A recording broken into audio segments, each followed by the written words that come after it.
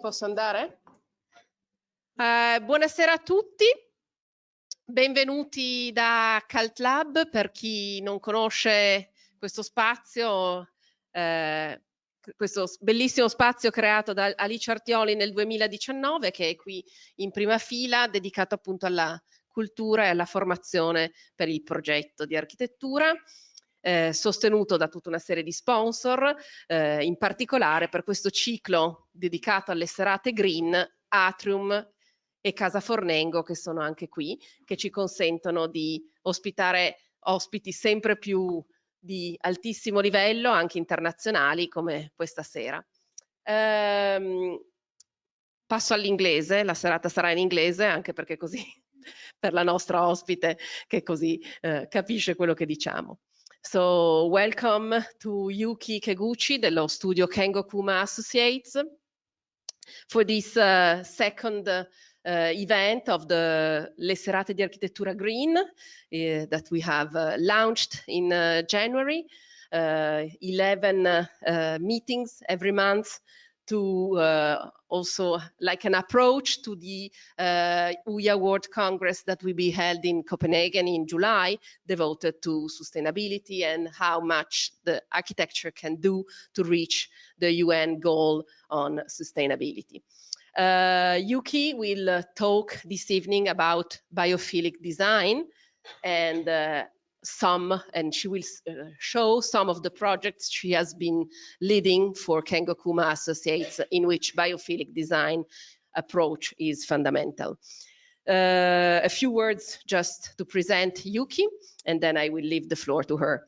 So Yuki joined Kengo Kuma in 2002. She became a partner and executive vice president of Kengo Kuma Associate in Paris in 2012.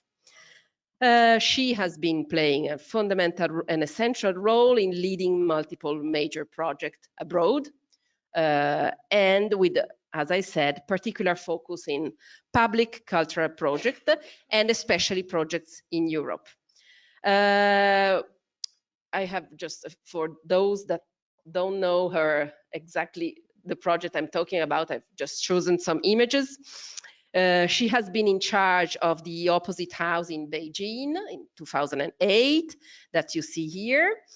Then afterwards, if this works, okay, the Exchange Market and Library in Sydney with this astonishing wooden spiral-shaped facade that also gives a really warm texture that evokes a sort of bird nest. I found it a really nice building. And then some more recent building that have also been not so published, that probably you don't know, like this. This is the Truffert headquarter office in Vals, so the place that every architect knows for the Peter Zumthor building. And here is an office for, is an headquarters for a company working for with quartzite stones. And as you can see in this very intriguing facade, the use of quartzite stone is reinterpreted in a different ways. And it reminds also of, at least to me, of Japanese architecture and Japanese pagoda in some way, with this reinterpretation of quartzite. So there is always in these projects always a relation with local materials that are revisited, that I find very nice and very intriguing. Okay, no, it was this one. Another project on which Yuki was leading architect is the Odunpazari Modern Art Museum in Turkey.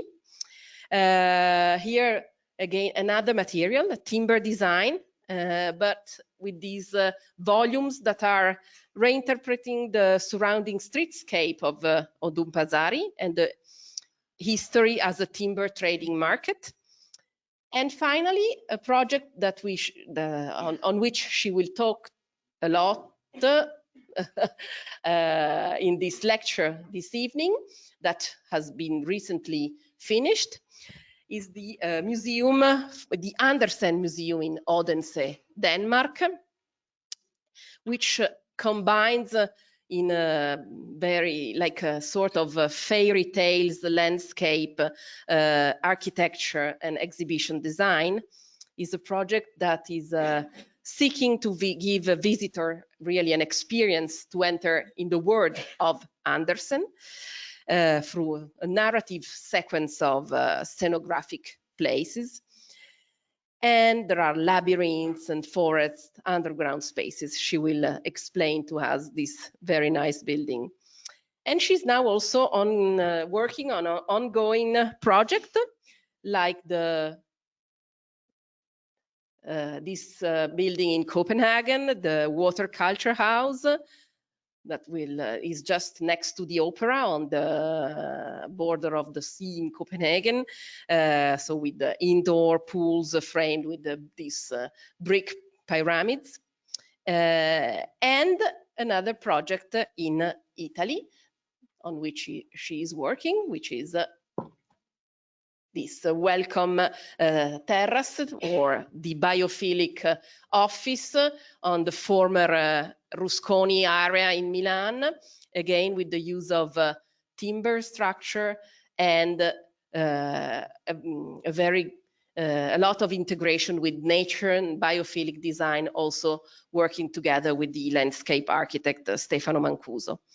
So as I was saying to her before in a short interview we have made this afternoon, in all your project there is this important presence of the philosophy of mixing nature and environment that you have synthesized in your curriculum in a sentence. And after this sentence, I will give the floor to you. So she says that the fundamental in a design approach is biophilic design that appeals to our senses to generate the form of architecture in response to the surroundings. We have seen the surroundings in the Turkish buildings, in other buildings, how they are reinterpreted in your project. Culture, history, and the life between buildings through in-depth analysis and observation in micro and macro scales simultaneously. So, Yuki, thanks for coming, thanks for joining us, and you will have like more or less 1.5 hours to explain to us what is biophilic design for you, what is your approach in design, and then I think we will have a lot of questions. So I hope you will not be too tired to answer to all the questions we have. So thank you very much. So you already have the microphone, this I can stop. Is this microphone working? Okay, great. Thank you very much for a very thorough introduction. I never had such a good introduction, so I'm very happy and honored. And I have to remind myself that I've been speaking to room full of architects, so please be easy on the questions and remarks later, but I'll be happy to take you through the projects that I've been engaged in leading to. All right, so I think we need to switch the presentation.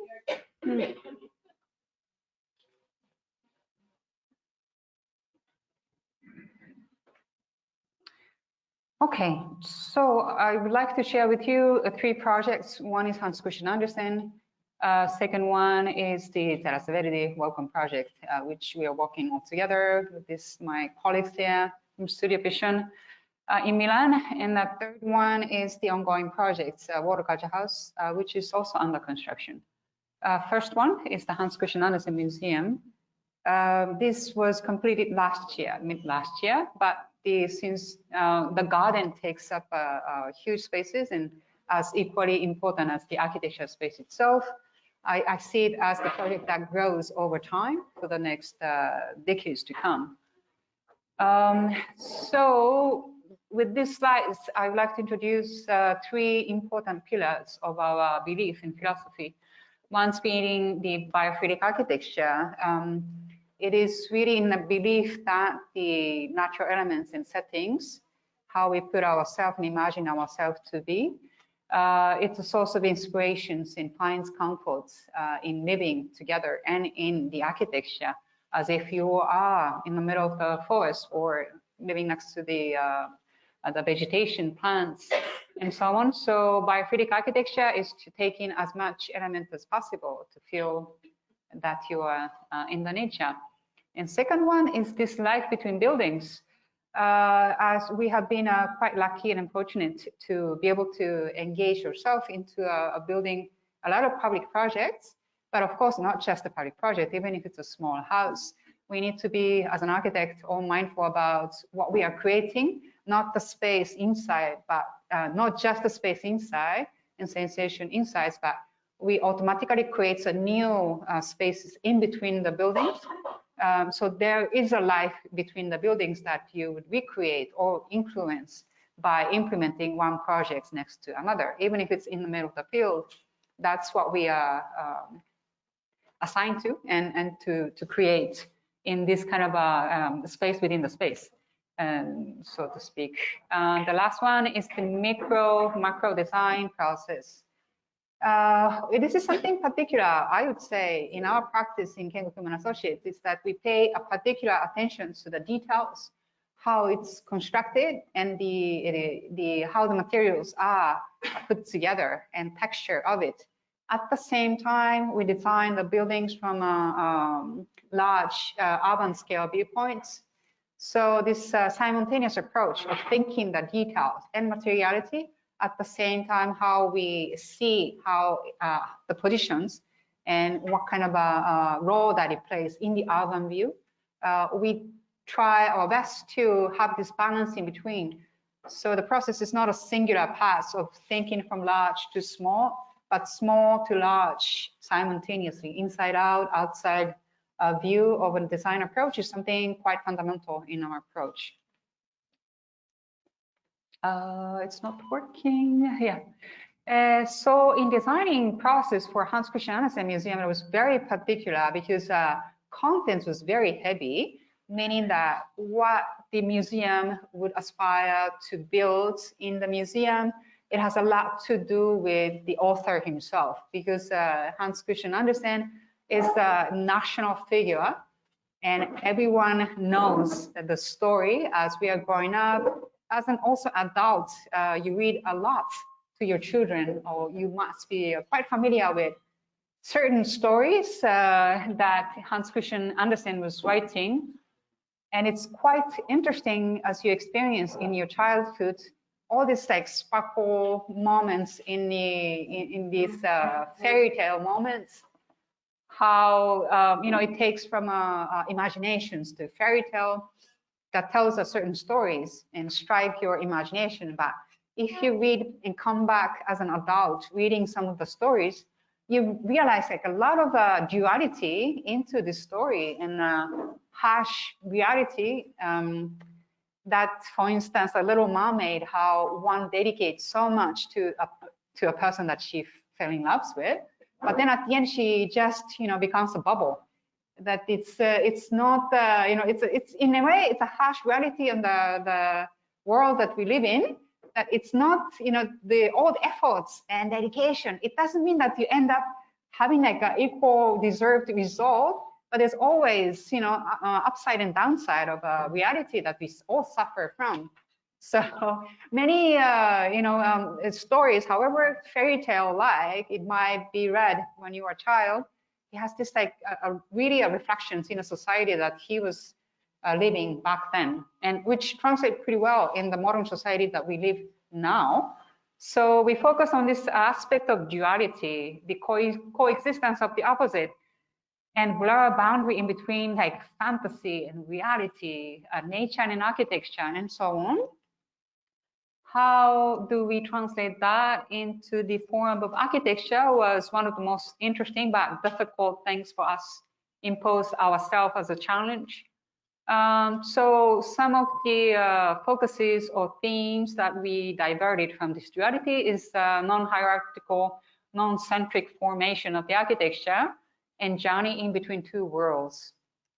So it's really not you know, simple linear paths, but it's really complex. in view of reflecting this duality in between.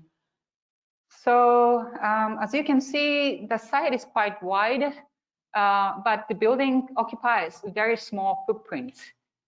So we try to engage to the largest extent as much as possible this garden together with the architecture, but then the architecture form is minimized to the best we can, and extension of the green surface itself is what makes the blurry boundary between the architecture and the landscape of the garden.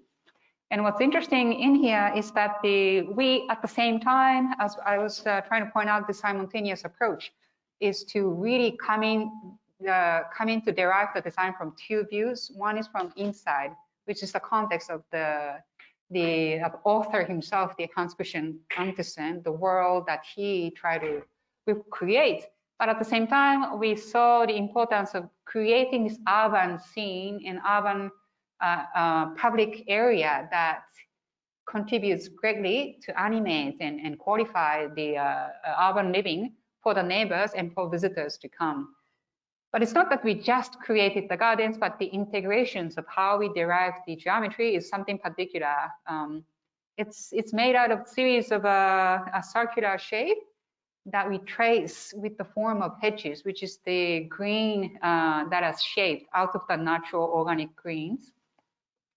So this ambiguity between the built form of architecture and the semi-open structure that are shaped out of the true organic elements such as tree is something that we made these sensations of ambiguity and duality at the same time.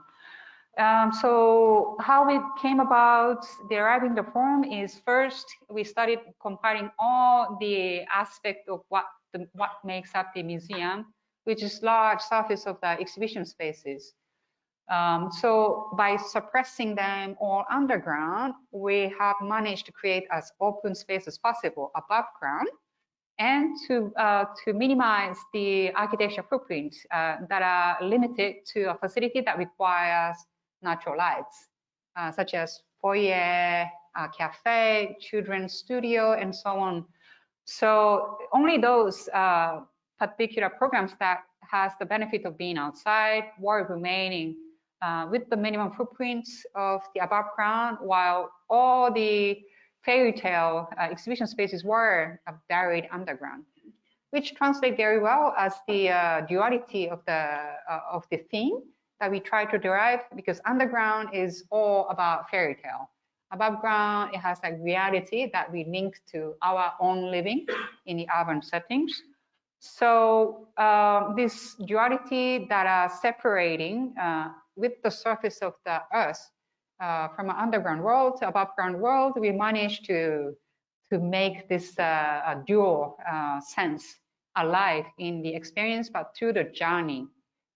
So how it transitions from this phase of the reality above ground to underground, we have traced this long meandering ramp, tracing these circular walls all the way to below ground. So it's accessible. I mean, it's solved also in accessibility, which is really important for our time in architecture specifically, to make every space accessible for any conditions. So this is the site plan that we have drawn up to mostly during the competition phase. Is you can see like how architecture and the landscape becomes one language. So there's like widespread carpet of greenery that are base, and roof is also with the green. But then the hedges traces the architecture around, as well as it composes the space, open space above ground, which in a way it traces the exhibition space below ground with some perforations that connects visually from one world to another. So another special opportunity that we were given is this stretch of the lines that became part of the museum garden experience, which is the lightweight, a tram that runs through this. It's a part of the new urban planning that this city of Odense was developing.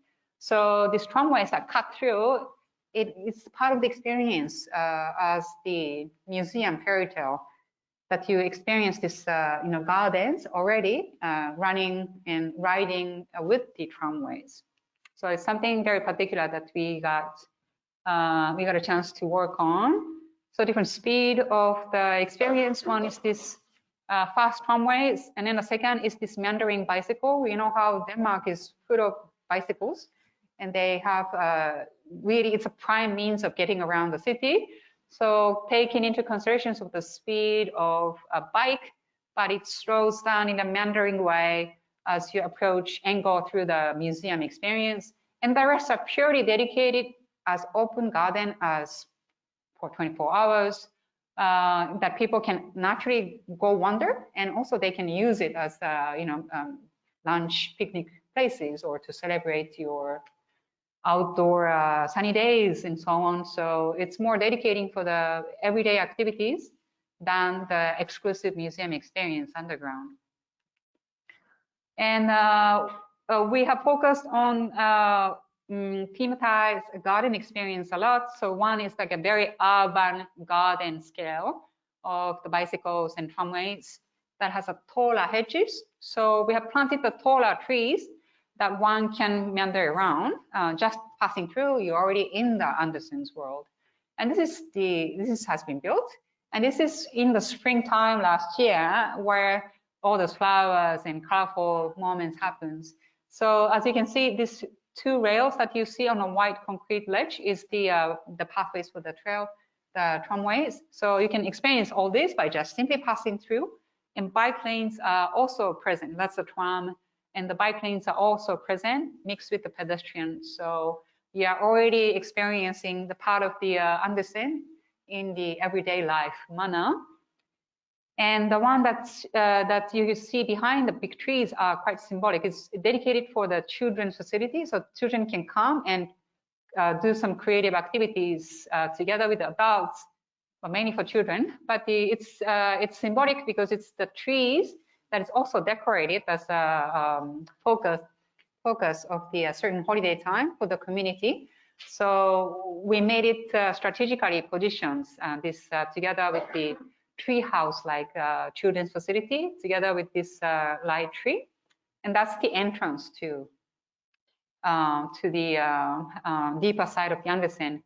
Another thing that we noted is that we make this museum as multifaceted, so there's no single approach. It can be approached from all directions, from smaller street to the bigger urban street. So every approach that you take, you are drawn into these circular moments, into the garden within the museum. So here we call it as a pavilion garden. So starting with the children's tinderbox, we call it as the creative studio. There's a cafe also adjacent to this urban garden, which would also draw you into these pavilions that are dedicated for the entrance. So this is the middle one. I don't know if you can, oh yeah, here. This one is the entrance to start your exhibition journey. And this is the pavilions that are existing that are close proximity to bathhouse of the author himself. So it has this multiple access from everywhere that you can start the museum in a similar interest of being drawn into the museum gardens and then starting the experience from anywhere. So this is like the fine overview of how there's no hierarchy, but it's everywhere is the entrance. There's no front or there's no back. So everywhere that you come from, you'll be drawn into this Andersen's world with the hedges. So this was still growing. The hedges are still quite raw. So we are looking at the next 10 years to fully grown and to the scale. But another amazing thing is that the museum agreed to have a gardener as part of the maintain the gardens. So every once in a while, you see a gardener actually working in the gardens, which becomes part of this tradition, very much of a part of the museum experience, wandering in the garden.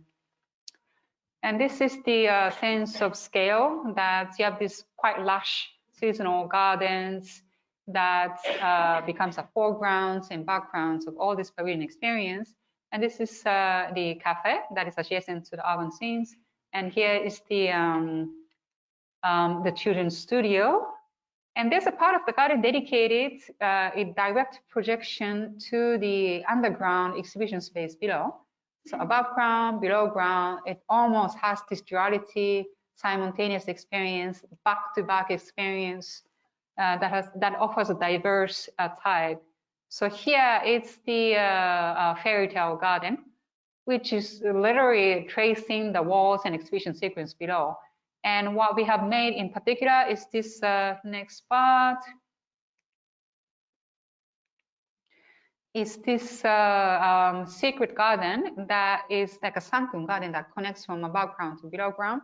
So some gardens are really contributing for an experience below ground. For instance, this one, it has this water surface that is visible from below, Little Mermaid space, as if, you know, this is simulating the experience of people who are looking into the ocean, and then Little Mermaid of looking up to the surfaces of water. And this, the sunken garden in the middle, it acts as the portal, something that connects from above ground reality to below ground fairy tale garden, which is built as such. But it's not that we have connected the direct visual communication from above ground to below ground, but it's a sense that you can have a glimpse of what might happen below in a silhouette. And from below to above, it's the same. You see the sense of this garden, but you don't have a direct visual connections from above to below ground. So this is the experience that one can have walking through these sacred gardens. So we hope that this will grow far more densely in the next few decades, that it becomes really a rich background of an experience below. And here is the ground floor plans. So these pavilions are independent. It could work independently, entrance in and out, and being surrounded by a certain type of hedges. This is the entrance that one can meander through this small street, and from the urban barrier streets, and it goes out and in to these entrance spaces in between these pavilions. And we made it in such that you enter through the introductory exhibitions, but one is going to slowly descending with this long ramp, and gradually it reaches you to the very bottom of the exhibition space below. So this is the entry starting from the street and takes you to these entrance spaces. So it's the in-between, it's the sensations that you are falling into the in-between space, and every space has this timber structure above ground, while underground it's mostly composed of the concrete structure. So this is the below ground. It has this large square meters of the surfaces for a tinder box, which is the children's studio. So it starts from the very low, dim space, and then it grows above ground, which is mostly consists of a creative studio for children. But we have imagined that there's a root below ground, and then it starts growing as a tree. So it's almost similar to the tree structure above. And this is the picture that I always like and I took during the construction site. As you can see, the bare structure and compositions of meandering paths going down. It's very obscure, and you gradually see the sense of bright outside to very dim, obscure underground space. And this is one of the exhibition space that you can sense in between the ramp. There's always this residual in between spaces that one can find. And this is, I think, I'm sure you can experience the same, understand what we are experiencing, that in any architecture, there's always like a discovery when it's built. There's a sense of unexpected spaces that mostly happens in between these planned design spaces that you would not expect as such. And this was some of it that was really amazing, that during the construction, we start to discover this very intricate residual spaces in between the design. And we had the great opportunity to work with the curator. So he found this in-between spaces and start working with us during the process of designing constructions. Okay, let's hire or commission an artist. He's a Brazilian artist who is really working with this, something between the nature and architecture. He was growing the trees out of the concrete foundation. So this tree-like an installation, which is made out of the wooden chips, that he sculptured it out of the concrete column. So it has this theme responding quite well to this ambiguity, duality of the man-made versus the nature. So we created these bare trees in between this space, and that are quite working with the themes of tinderbox, which one soldier finds the tinderbox in the root of the trees. So it was more like in between the art installations with the simulations of the fairy tale scenes. And this is more the planned exhibition space. The exhibition space itself, it's designed by this British company called Event Communications. So we have designed a space together with them, but these installations are mostly done by them. And we have worked with them this very bottom fairy tale space. It's for the space along the meandering path. It was mostly about his biography, like the author's journeys through his life. So it was more and more monochromatic and very simpler palette. Once you reach to the very bottom of the fairy tale ground, it starts to get colorful, it starts to explode, and it has projections and colors and so on. That has a thematized spaces like Little Mermaids and so on. So it was really nice to work very closely with the exhibition designers as such. Architecture facade was also inspired, and this is something that we do often, and as our philosophy believes that we look into the context, the surrounding buildings, and try to find the connections. So we have looked into these traditional buildings as such, which is with the timber frame, and it's a fitting with plasters and masonry and so on. So we try to reinterpret it in the modern way. To have this framing structure to support the glazing, so that we can still work with the natural light and openness for the ground floor timber framed pavilions. So these are the simple illustrations of traditional framing structure, but we also wanted to project and reflect the natural branch of the trees, and this is the result. So as simple as such. But it works quite well in the language of continuations, because these are existing from back in the Middle Age. And one of it is the birthhouse of the author himself. So by keeping the frame but making it open, it has this continuity of the tiles, roof, but open structure that connects to the inside. And this is also this picture I like very much, that it achieved this blurred the tree branches with the hedges that are shaped to create the space, but then this adds another layer to this, branches like the facade structure with the trees that are cut by man's hand, and that's in between the nature and the architecture and the actual trees that has this, speaks together as a dialogue in between. And so these are somewhat more strategic illustrations. So above ground is the pavilions made out of fully timber structure, but the core that connects from below to above, it's used for a means of vertical circulation, stairs, elevators, but also it acts as the core for binding structure among all this tree-like radiating timber frames. And this timber frame also, it's acts as a support of the facade.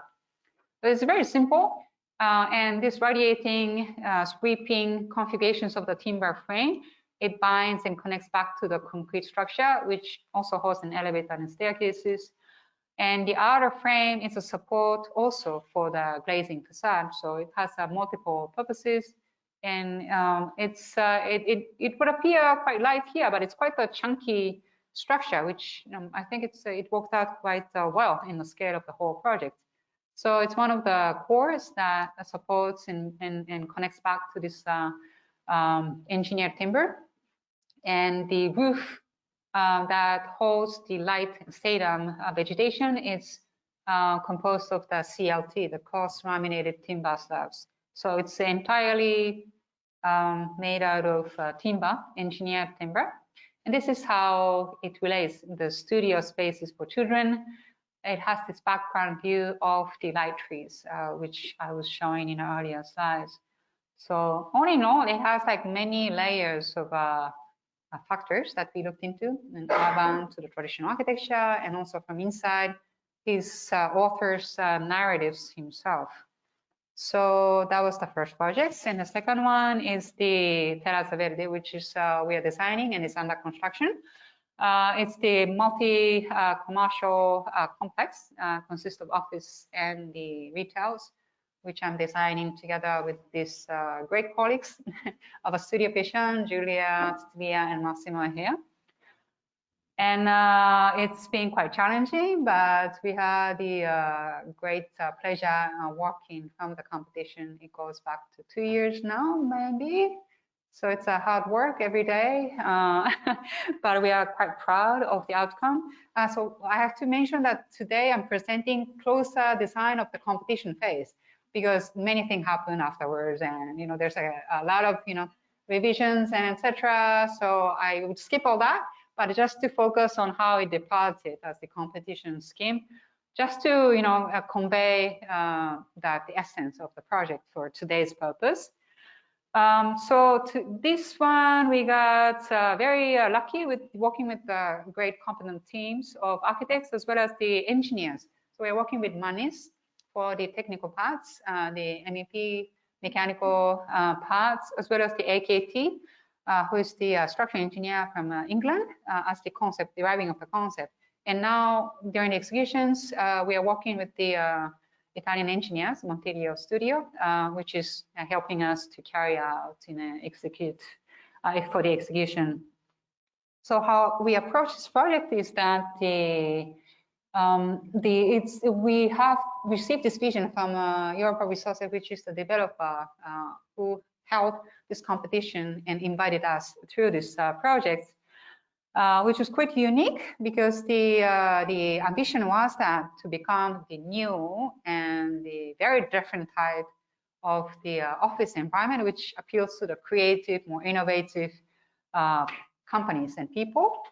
But at the same time, the prerequisite was that to create the public realms, which is the piazza, together with this commercial complex, which is really nice because, of course, office, as expected, naturally, people are drawn to more practical, rational, modularized, repetitious planning, which is ultimately the tower or the courtyard configuration, which in this case, because of the expectations and visions that were that we interpreted from the Europa Resources vision, which is different, and there were these public programs implemented into this creations of the proposal. So we took 4 opportunities to play with it.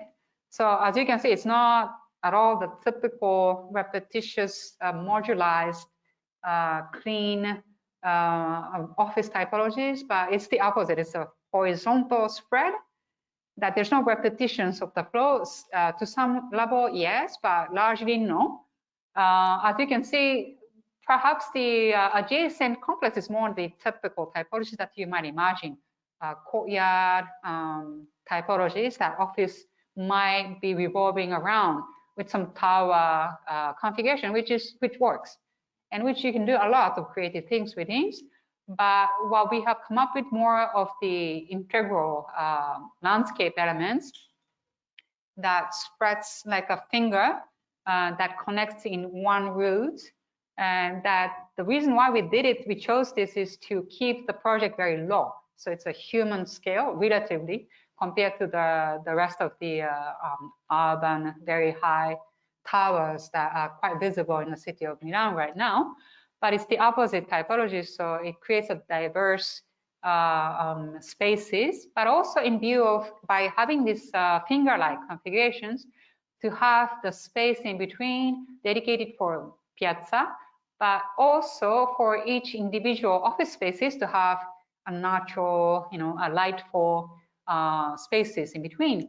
And also by having a taller buildings adjacent to another taller buildings, but gradually fanning out to become very low to respond to the expansive greenery of the Parco Rambla, which is quite beautiful, as natural as it can be, close to the urban settings. So in a way that we have cascading down, and with having the greenery around, it creates this language of horizontality, but also from an urban scale to gradually coming to the residential human scale. So it achieves these both purposes in multiple ways.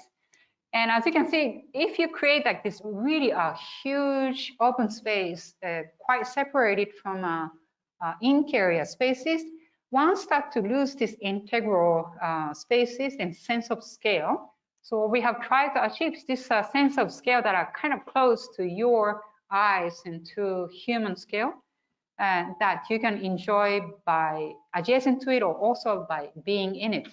So that's the strategy that we had come up with. So the project is situated in a quite interesting corner and quite close to the metro station, that one can easily access to this outskirt location from central to Milan. And we took full advantage of this active potential urban crossing. So we kept the focus on this aspect of these active zones, and to create this public closeness, open piazza, but also to navigate our ways to connections to the park that are quite lush and quite deep in greenery, and also to create private, meaning that the access to the offices close to the adjacent office building, so one could have an easy, more exclusive access to the office functioning. And these finger-like configurations of the architecture, it makes it possible to insert these screens that leads you to the entrance to commercial offices, as well as to imagine the continuity of the deeper side of the park beyond. And here we can imagine the separate accesses. It gets more private towards the close end to the adjacent office complex, and it gets more open and engaged for commercial and public entities.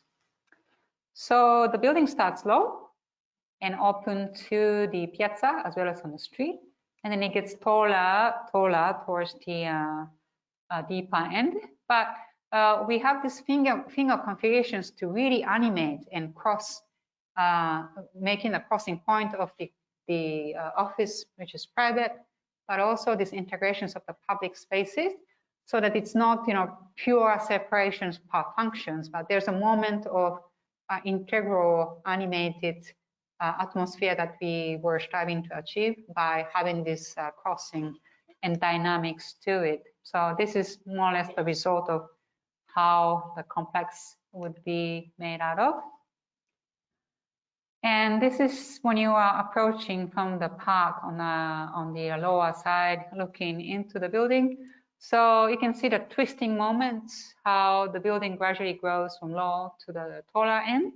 But this is also in dialogue architecturally in an urban manner to these tower configurations to the next building. So we are creating a sort of dialogue in between these entities.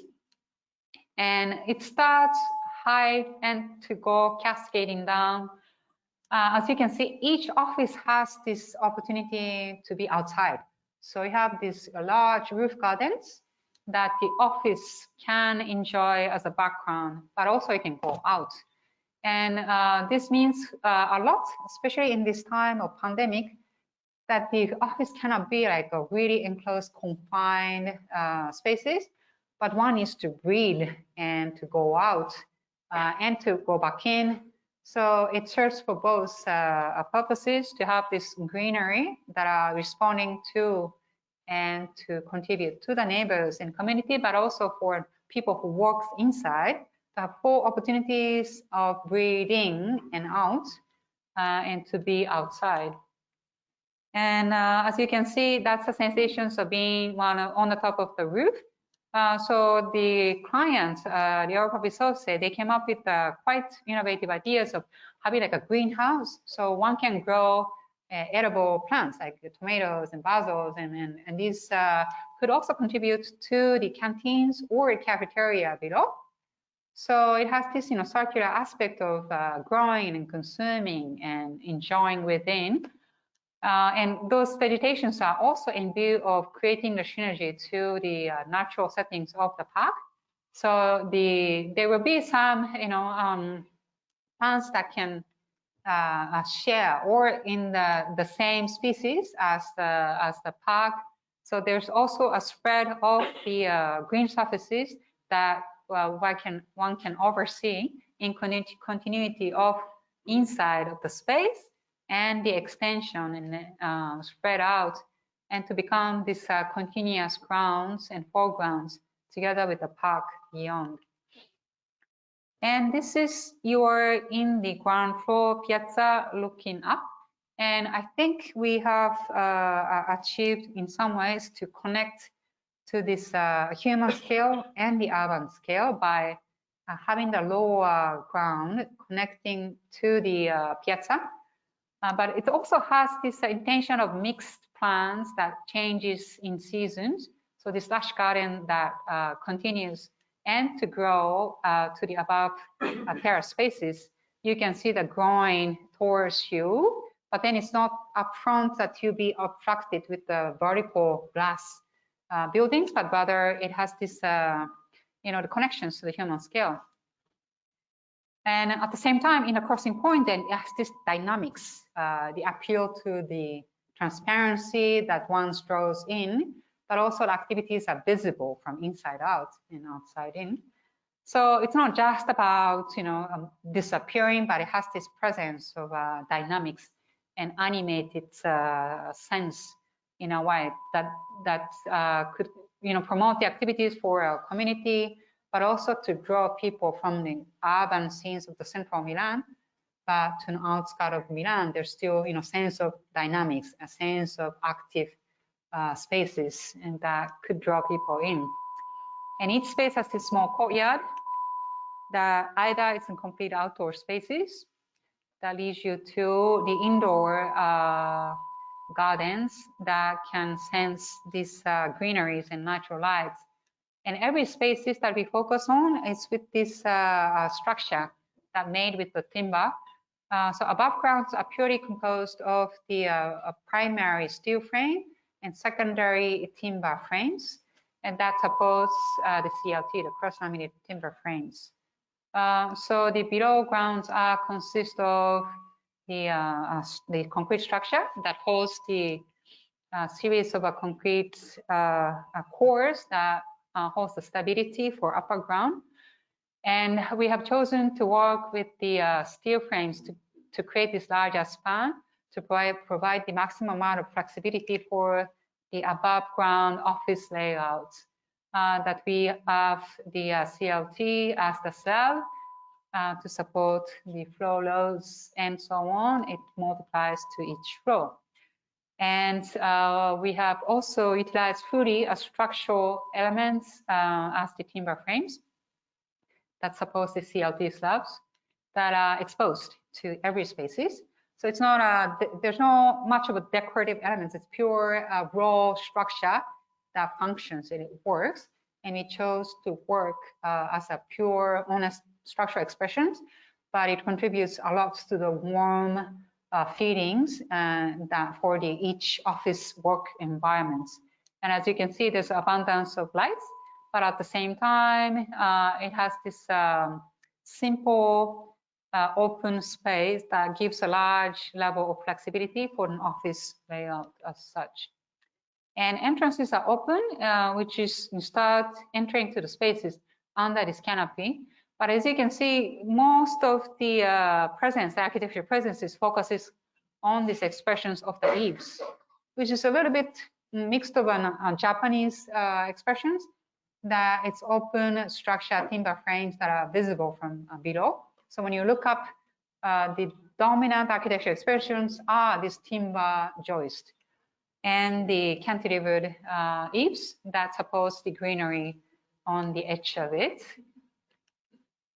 And not just the architecture, but we have approached from the very beginning using a certain instruments and assessment tools.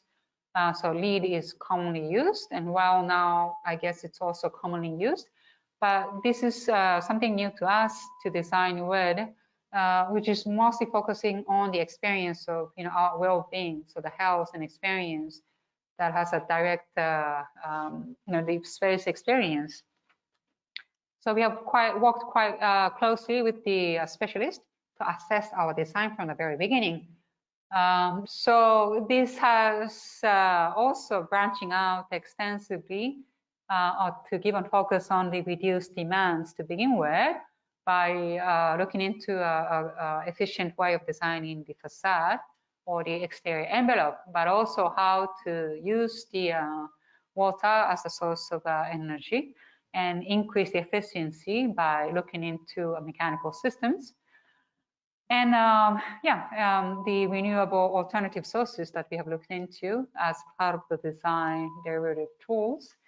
And of course, materials, we have paid a keen interest and attention to use as much wood as possible to minimize the carbon footprints and least amount of concrete.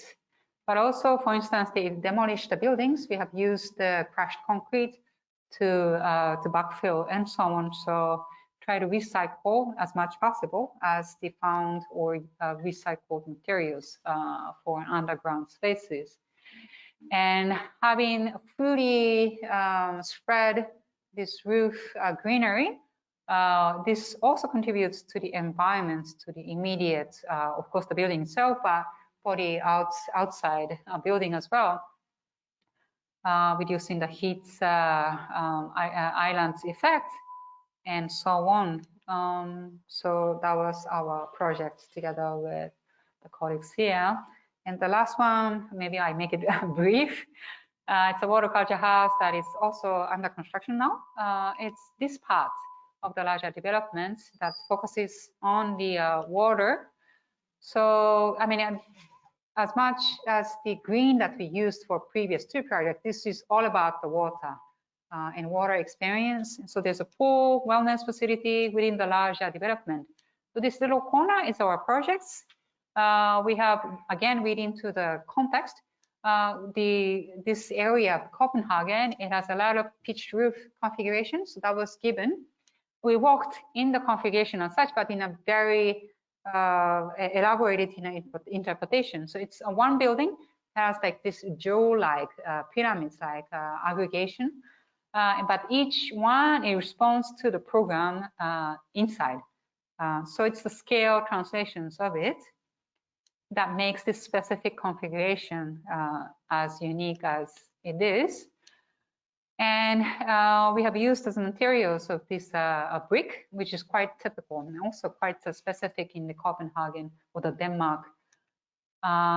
So we make this perforation aspect, but this negative positive configuration, it has opportunity to play with an external body pool, which is water swimming experience in between this shallow roofscape.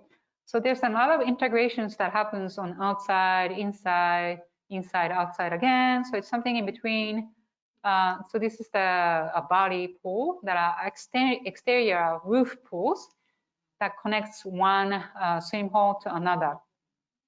And those of you who might have experienced in visiting onsen in Japan, it has this natural outdoor pool that you can enjoy being outside and still being inside a warm pool. So we wanted to bring that culture into this foreign land of Denmark.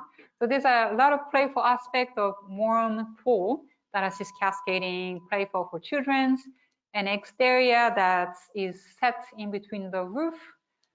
So this one has this narrow body pool experience that is connected by the staircase, which is also placed outside. So one can go through this staircase and swim your way through this warm onsen-like experience and overlooking the harbor of the Copenhagen harbor. And there's this ambiguous, perforated brick roof-like envelope that casts the shadows and ingress of the lights. And it play with the water is something that is particular in this swim hall facility. So we have played with skylights and perforations, and that makes this unique experience of being in between. So we have also played with, the cuts, the voids and shadows and lights that makes this another aspect of a biophilic architecture, which is the lights, water, and shadows, and so on. So yeah, it's an urban, but it has this different aspect of playfulness and experience that are appealing to our senses, a sensorial aspect that makes also as a part of the biophilic design approach far more special in experience. So it's not just achieving the sustainable design in an honest manner, but we have played with a lot of intricacy of architecture design that is very tectonic, and at the same time is very tactile, like the materiality and the way of putting together the detail that affects in a larger sense urban to our micro macro sensation. So that's the end of my presentation. Thank you very much.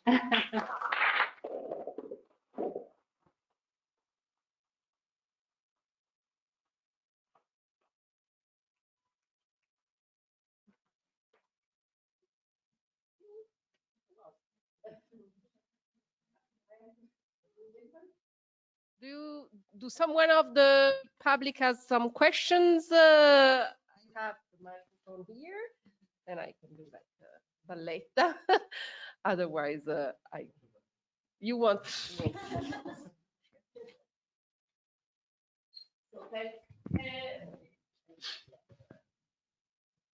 you very much for an inspiring lecture. And I can start with the first question, so I break the ice. So the first question is on the first project that how, if you can say something more on how was also the dialogue with the landscape architect, I imagine that worked on, or you managed also the landscape design yourself in the office, or there was an outside landscape architect. Yes. This was the question. Yes, the landscape architecture that we work with, there's a Danish landscape architect who understands the Nordic gardens and plants and so on. So we were working from the very beginning, mass planning. They are incredible, very talented, very professional landscape designer.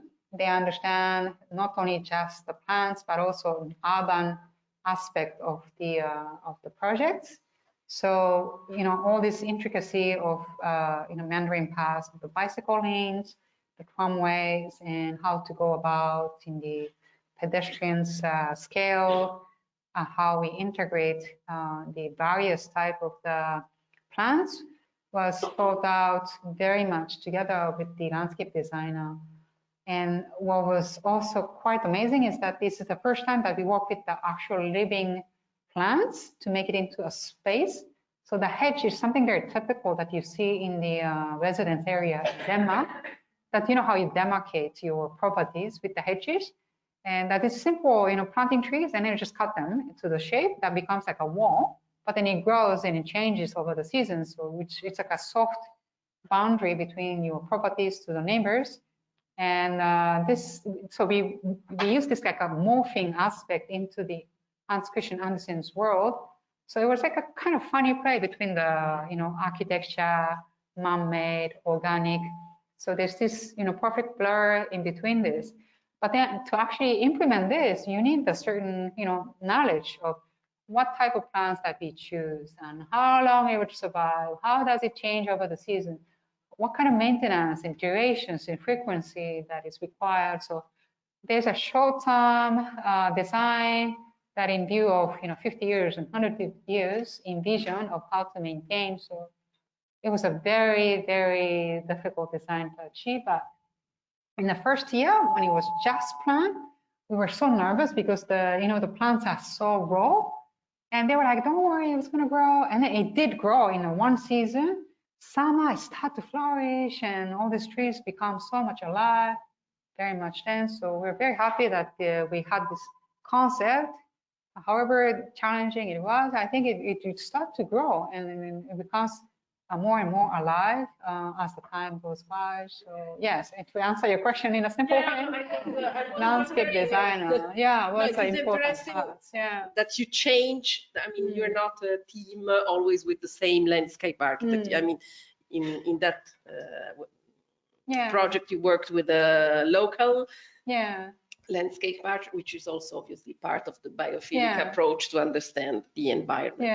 Yes, absolutely. Important to work with a creative, competent group of people. Yeah, for sure. And my other question was in the role of architectural competitions in your projects. I mean, you mostly work on architectural competition, I suppose. I mean, at least the 3 projects you mentioned, they are all the result of architectural competitions. So this is how in the percentage of the work that you have in the office of Paris, how many are the result of international competitions? Mostly all of them are. There are also direct commissions. That's sure. We have majority of projects are through the success of the competition because it has more how do you say, secure ways of achieving our vision, because it's not that we start with the how do you say, pleasing aspect of the clients, but rather we present our vision, and if they like it, we win. So there's a certain assurance that we can carry on our vision without less compromise, I would say, along the way. So yes, we have been quite lucky and successful in series of competitions as such.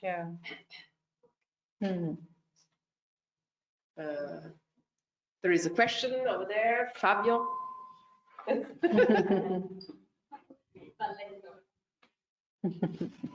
Balletto. Thank you very much for your lecture. I have a question about. I want to focus on the designing process.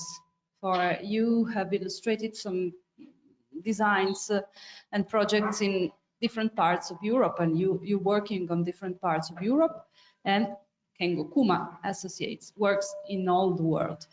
And how do you mix up all the references you have? Or you are Japanese. Yes. And I read, and I have seen a lot of Japan in your projects, in the project in Milan, and in the project in Denmark too. And the second question, or the first one, is how do you mix up all your references? And the second is about biophilic design, and how much is the Japan? How much Japan is biophilic?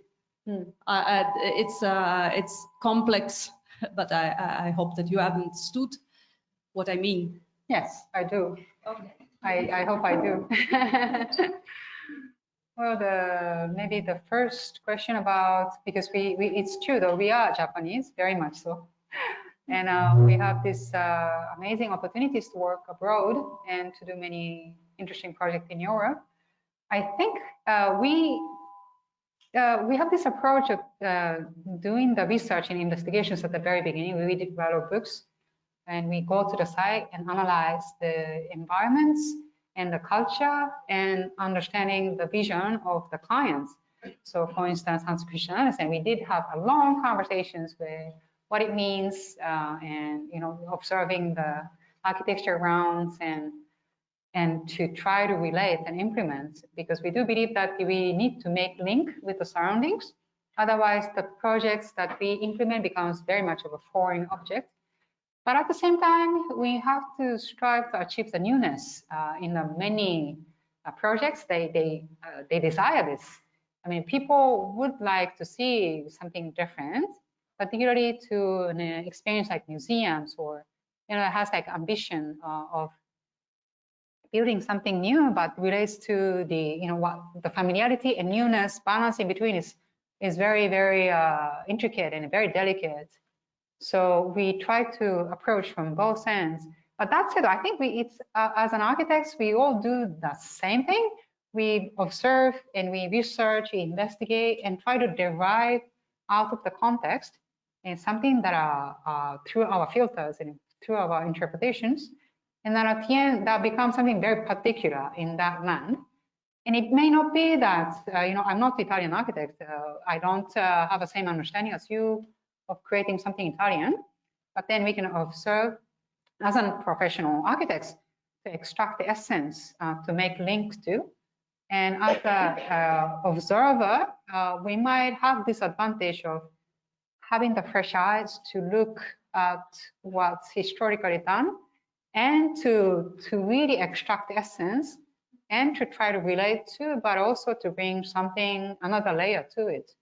So I think to respond to a very specific vision, context in that particular area is what we do, regardless of where we choose to be. So that's one, but of course we need to have a very competent local collaborator always, who can translate and advise us better in the regulations and the architecture culture, so that we have, you know, this assurance as a team that can propose something that is sensible to the certain context. And it was a funny thing that we have also dealt with like landscape committees for for this Terrazza Verde, which these guys here guide us through how to, you know, navigate our ways without confrontations, without conflicts, but to really appreciate the observations and try to understand the historic background while they come from. And certain comments that came to me is like, why? But then they, you know, help us a lot on understanding, like, because of this, they said this, because of that, they said that. Okay, then we need to respond to a very sensible way in a delicate manner as a foreigner to respond in this manner. So there's a lot of sequence of the events, and it's not easy. It's very, very difficult to come as a, you know, Japanese, but that's how we are. And your second question about the biophilic, how it relates to architecture or culture in Japan. I think as a Japanese, we have worked, we are the culture of living with the nature because of the survival, but also this animism, you know, the spirit that came from a really a long, long history, that it is a spirit existing in every part of the nature. So, you know, protect and live with was a large aspect back then. And, you know, building with the trees and to be as natural as possible to the outside was, you know, traditionally perceived as such. And there was a time that was very simple. You live like outside, building with trees and, you know, using wood. And that was, you know, naturally biophilic. And many of us are coming from backgrounds of farmers, and forestry, it occupies 60–70% of our land. So, and the earthquake and so on. So we live with the fears of the nature and phenomena of the nature. But nowadays it's not the same, you know, this insulations and constructions, and there's many layers that we need to respect, like energies. And so it's not as simple as let's build something here with the wood, which started as like most biophilic as it can be. But now this, where is it produced? What kind of productions that factory is, you know, making, what type of energy that it uses, and so on. So it's like transportation. You cannot import from here, but you can import from here. And I have to say Japan is a little bit behind on that aspect. But I think, for instance, countries like Scandinavia, Denmark are way ahead of our time of already, you know, targeting to a high level of an efficiency and losses. So in the modern construction, there's a different frame of work. In the traditional Asian time, we were true to biophilic living, but nowadays I think we need to face a lot of different criteria in making the architecture, especially in the large building like this in Terrazza Verde, the Welcome project, it has another level or another range of challenges to make it biophilic. So yeah, it means differently now, I think. As I can understand also from the question of Laura, so today biophilic architecture is becoming a little bit too trendy. Yeah. I mean, you have it in your philosophy, in your DNA since many years, in the DNA of Kengo Kuma offices, but how today you can understand what is a fake biophilic architecture? Yeah, that's why it meant to us so much that we also explain the tools that we have been using. So the structure, constructions, and the technical systems are all integral. And we have started analyzing this in approach to such. So however random it may appear, all these like eaves that are working efficiently in the depths to prevent any excessive sun that might come in and compromises the energy loss and so on. So it has like many layers of analysis that we started working with. And you're right that we no longer can just use wood and call it biophilic, or there's terrace, there's the ventilation. It's not enough anymore. It needs like a really many layers of, approach that makes it biophilic, not just biophilic, but, it's true to this nature, from the bone to the muscle to the skin. I think we really are in the era that is really complex to do one single building. Yeah, it's very, very challenging. Are there any other questions from the public? Yes. Thank you, Yuki, for your speech. I think that biophilic and landscape design are very difficult because you have to control nature. Which is, in your opinion, the best way to control your project? Maybe you have designed an olfactive way, or a path with special perspectives, and with nature you don't have the exact perception of the result. So you have a special contract with the general contractor where you put I don't know 2 years of control in the result. Or have you ever been a design that you did that have been compromised because of the nature has grown differently than you imagined? Thank you. Yeah, that's really a relevant focus, I think. This, for instance, Hans Christian Andersen Museum was all about that.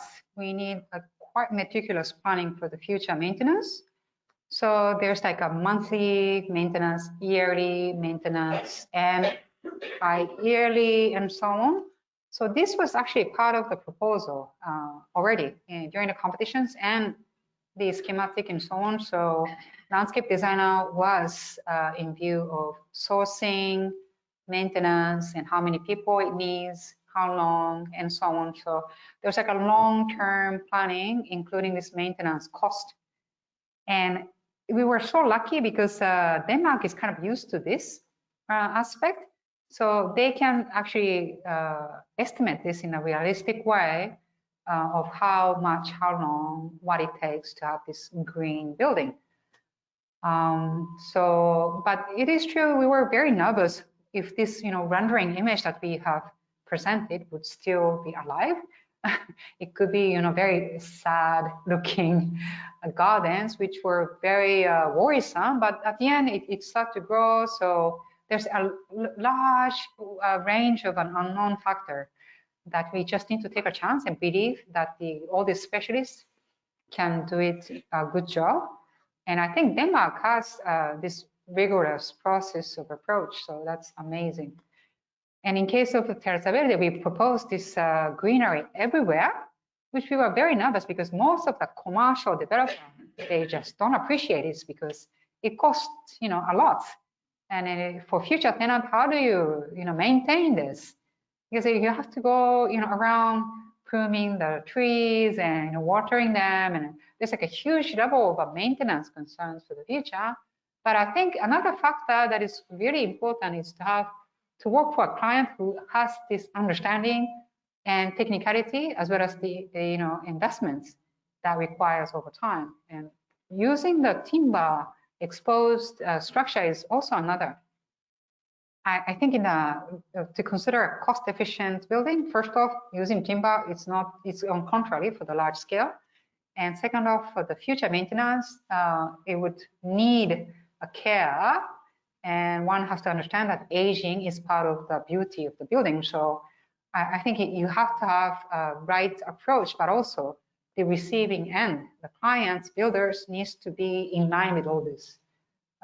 So it's a choice that we make as an architect, who we want to work with and who we are working for to make our project possible. So it's all this combination. It's like a really refined marriage among all these people who might share the same interest and who might feel as responsible as for the future life of the building, I think.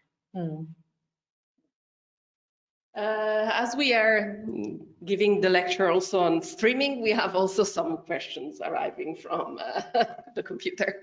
So I take that there is a question asking, what would you suggest to a young architect approaching profession now?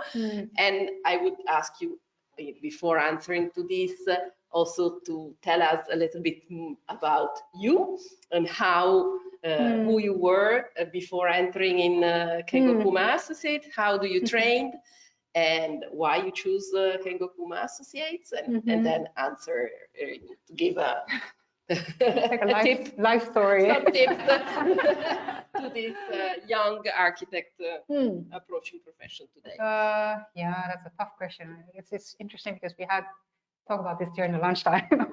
Our colleagues here, that it's so difficult to be an architect and practice over years. And I see a room full of architects they're speaking to, so I'm sure you know what I mean. But as a profession, it's extremely hard. It needs a discipline, but as a practice to be not even successful, but to survive, it's also a tough profession. So maybe I mean, I don't want to discourage, but we talked about, okay, let's open a restaurant besides the architects. But anyways, for the younger generation, if you are into the study, I mean, it's an amazing profession.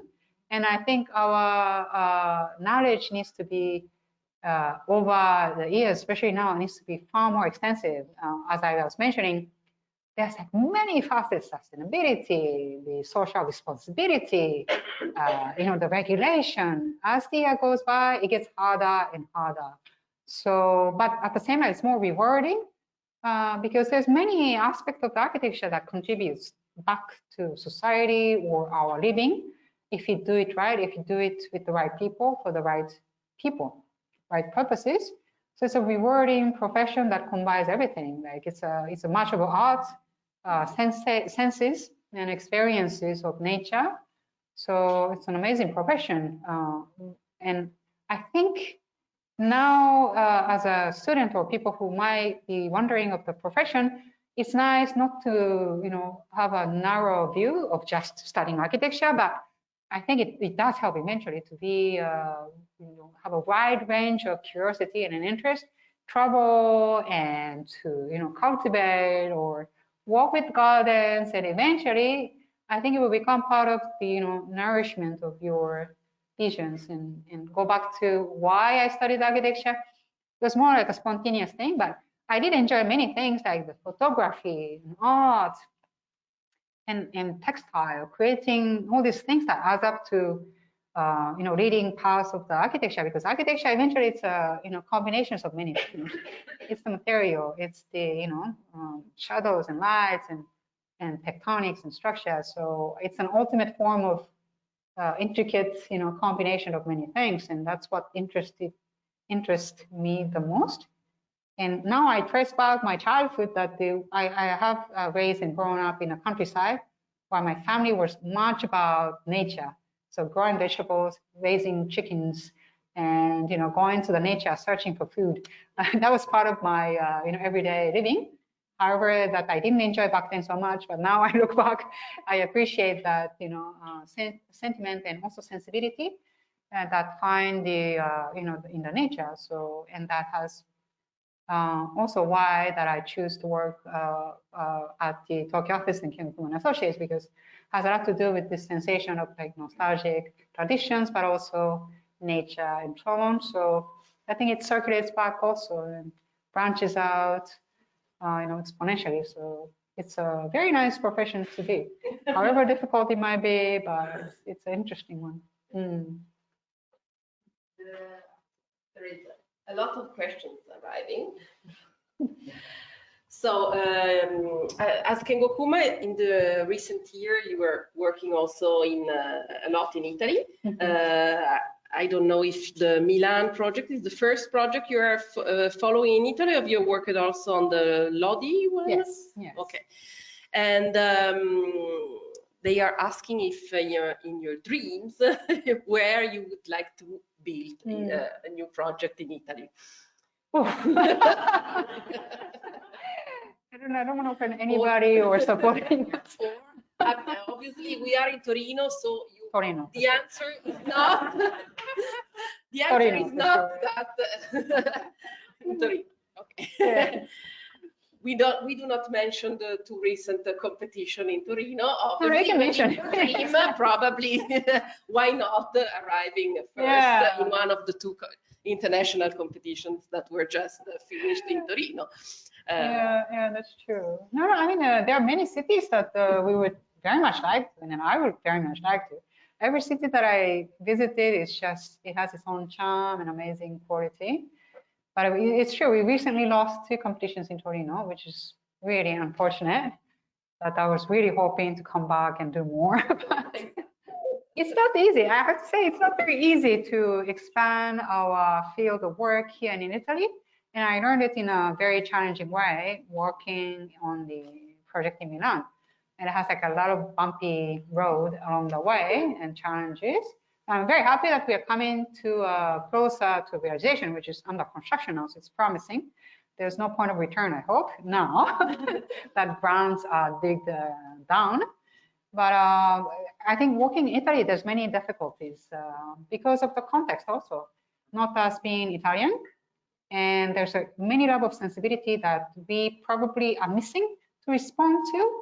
And it's not only that, there's many layers of decision-making process that are not necessarily have to do with the pure architecture proposal, but there's many things. So I hope that we would break through some days and to do something in Torino. Let's hope. And always talking about process of design process and the difficulties in arriving from the concept that you have imagined to the built architecture. They are asking how much, we have talked a lot about biophilic, the relation with nature, but how much today also artificial intelligence can be something that goes, that is a sort of attack to this kind of approach. So how much can you bring it farther and too much farther to from nature or relation to nature? So this is more or less the question, as I understand it. Yeah, I'm not sure how I can answer to that question, in fact, but I think now because the tools are not in denial of any of that, and any area of the technology, if it could be an intelligent tool to achieve, to let us reach to a certain way in an efficient, effective manner, why not use it? But more and more I think about, I am, as a personal architect's viewpoints, more drawn to doing something more primitive. So it could be like, we have looked into a lot lately to do like Adobe or mud bricks, and these kind of muddy, very textured, very primitive way of making the architecture, but still utilizing the technological, he agrees, technological tools that makes it possible, and analyzing to the means of technology, I would say, why not? But to me, it's more interesting to do something that is in a process of efficiency, and the technological advancements that could be utilized in a very efficient way, it would be amazing. But also look back what's done traditionally, more tactile, tectonic way. It's the combination somewhere in between this. It's what attracts me the most. And if there is some other questions, or I was wondering still one question, as we have here part of a local office that is working with you. So how much has changed for you the way of working with the so big groups of people? So from you mentioned Torino, local architects, then you have landscape architects, you are based in Paris. How much you have also to have a dialogue with the, or if you have to, with the Japanese-based office? How has changed in the profession of architecture to manage all these different brains, this different approach that are coming from? Yes, I mean, it's very particular because we work also with many different countries in a different context. So, but we do need the not just technical aspect, but we do need the understanding of culture and context and how we work as an architect in the local, normative. So that's quite important for us to work together. And far more extensively though, because it's not just the architects, but we had engineers, we had consultants, manufacturers, contractors that are based in Italy. And we needed to do also with the authorities and stakeholders. So there was like an extensive level of communication. And I have to say something particular in Italy is the communication. We talk a lot. Imagine the Japanese meetings. We can go around once, and that's the end of our, conversations. While in Italy, we back and forth, and each one has a statement to make. So yeah, this communication, the verbal communication part was far more extensive than any other project that I have encountered. And this was interesting, but at the same time, it took us some time to, understand like why that is and how to, navigate. It takes time, but it's interesting. It's part of the fun, but part of the challenge. Yeah. You are on the same advice.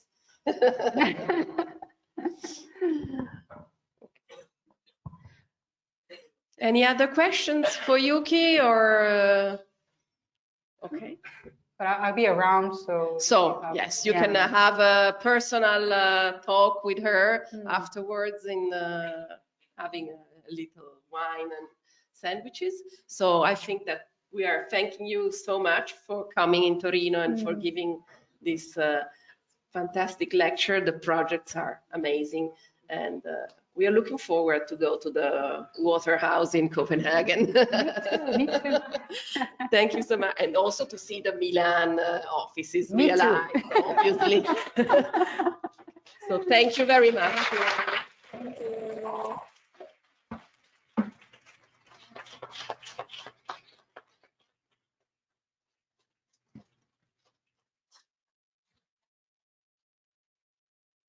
Stasera siete tantissimi, comunque per chi non è mai stato qui da CaltLab c'è poi un aperitivo che aspetta al piano di sotto, sarà difficile accogliere tutti, quindi a gruppetti piano piano. Ringraziamo ancora Alice Artioli, CaltLab e gli sponsor Atrium e Casa Fornengo per aver concesso e reso possibile questa stupenda serata. Grazie ancora.